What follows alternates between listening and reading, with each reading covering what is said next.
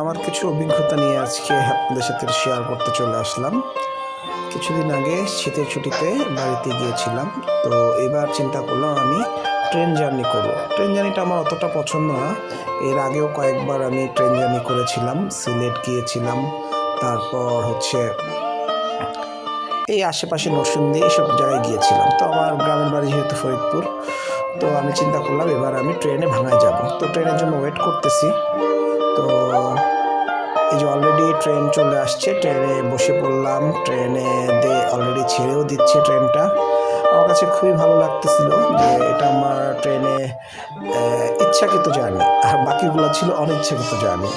মানে প্রয়োজন তাই যেতে হবে, তাই যাচ্ছিলাম ট্রেনে। বাট আজকেরটা আমার খুবই ইচ্ছা করে মনে হলো যে আমি একটু ট্রেনে যাতায়াত করি, কেমন লাগে সেটা দেখার জন্য। বাট আজকে জার্নিটায় আমি এত ভালো লেগেছে যেটা বলে বোঝাতে পারবো না।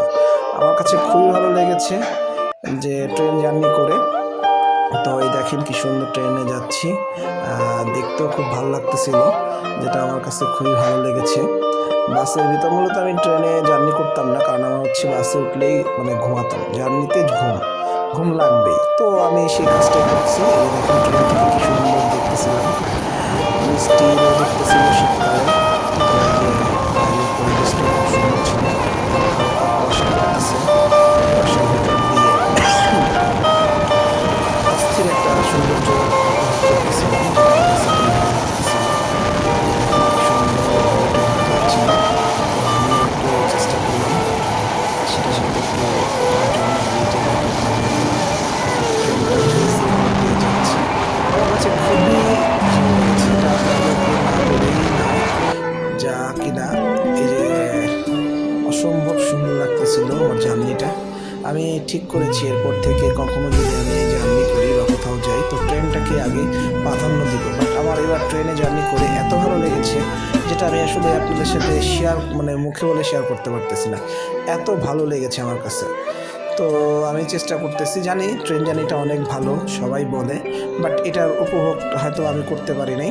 তো আমি সেটাই এবার করলাম এবং এত ভালো লেগেছে যেটা আমি বলে বোঝাতে পারবো না। দেখেন কি সুন্দর, ট্রেন থেকে আমি পদ্মা সেতুটা দেখতেছিলাম, তো এত ভালো লাগতেছিল।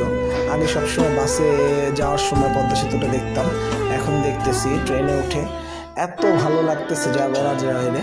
অল্প সময়ের টাইম, তারপরও খুবই ভালো লাগতেছিল আমার কাছে। খুবই এই এক্সপিরিয়েন্সটা আমি আসলে আপনাদের সাথে শেয়ার করতেছি, যেটা কিনা আমি বলে বোঝাতে পারবো না। এই দেখেন ট্রেন থেকে কি সুন্দর দেখা যাচ্ছে, চারিদিকে সরিষা ফুল ফুটেছে, চারিদিকে হলুদ আর সবুজ, ওই অন্যরকম একটা ফিল, যেটা আসলে না বলার মতন কিছু নেই।